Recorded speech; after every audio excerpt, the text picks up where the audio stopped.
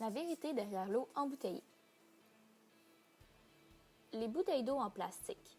Vendues plus de 89 milliards de fois dans le monde, comment un produit contenant une ressource à laquelle nous avons accès gratuitement peut-il connaître une telle popularité? Et surtout, quelles conséquences a-t-il sur l'environnement?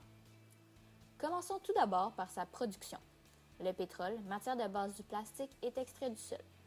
Au sein d'une raffinerie, les constituants de ce combustible fossile non renouvelable sont ensuite séparés afin notamment d'obtenir du naphta. Après un processus de craquage, les grosses molécules d'hydrocarbures formant le naphta sont brisées en molécules plus simples, des monomères. Éventuellement, ces monomères vont s'assembler entre eux pour former de longues chaînes de molécules, des polymères, qui vont se présenter sous la forme de millions de granules de plastique. Les granules sont par la suite fondus dans des usines et moulés selon la forme désirée. Les bouteilles en plastique sont finalement remplies d'eau et transportées en grand nombre à l'autre bout de la planète. Le processus de fabrication et de transportation produit beaucoup de gaz à effet de serre contribuant au réchauffement climatique. L'impact écologique d'une bouteille d'eau en plastique est énorme. À titre d'exemple, imaginez votre bouteille d'eau remplie au quart de pétrole. C'est exactement la quantité utilisée pour la fabriquer. En fait, la quantité de pétrole utilisée pour fabriquer les bouteilles d'eau consommées en Amérique du Nord seulement aurait pu permettre de faire rouler pendant 1 an, sans s'arrêter, 1 million de voitures. Alors, pourquoi achetons-nous des bouteilles d'eau en plastique? L'eau embouteillée coûte jusqu'à 10 000 fois plus cher que l'eau du robinet.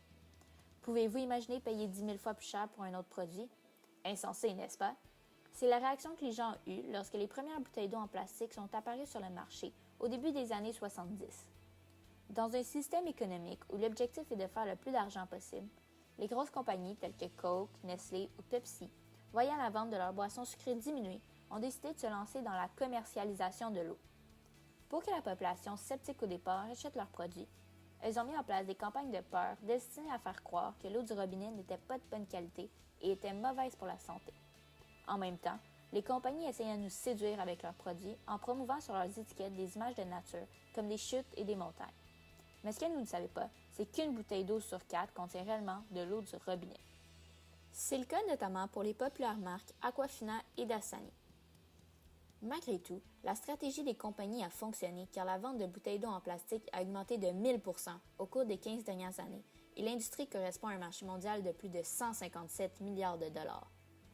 Parlons d'argent littéralement jeté aux poubelles. En effet, au Québec, sur le milliard de bouteilles d'eau en plastique consommées chaque année, plus de 615 millions d'entre elles prennent le chemin des ordures. Qu'arrive-t-il alors?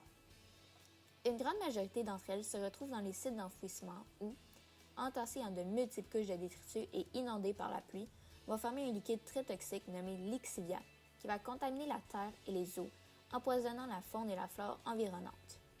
Ça peut prendre jusqu'à 1000 ans pour une bouteille à se décomposer.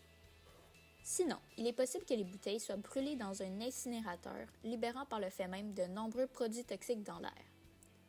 Très souvent, les bouteilles en plastique vont se retrouver dans un cours d'eau, une rivière, un fleuve et finalement atteindre l'océan. Après une certaine période de dérive, entraînée par les courants marins, plusieurs bouteilles vont rejoindre un immense vortex de déchets plastiques que l'on nomme le 7e continent. Cette décharge flottante, située au cœur de l'océan Pacifique, a une superficie de plus de 1,6 million de kilomètres carrés, soit l'équivalent de la surface du Québec. On retrouve ailleurs dans le monde 4 autres monstres de plastique similaires. Parmi les milliards de détritus, les bouteilles d'eau en plastique occupent le triste 3e rang des produits plastiques les plus retrouvés dans l'océan. Avec le temps, les vagues et le soleil décomposent les bouteilles en milliers de microparticules. Les animaux marins, incapables de faire la différence entre le plastique et la nourriture, vont les ingérer, causant très souvent leur mort. C'est également de cette façon que les toxines provenant du plastique feront leur entrée dans la chaîne alimentaire pour éventuellement arriver dans notre assiette. Quelle est alors la solution? Le recyclage? Selon Recycle Québec, même si elles sont placées au recyclage, seulement 54 % des matières envoyées au centre de tri sont réellement recyclées. Non. La meilleure et la plus simple solution est d'éliminer le problème à la source en cessant de consommer de l'eau embouteillée. Oui, il faut penser à porter sa bouteille d'eau réutilisable, mais je suis certaine que nous en sommes capables.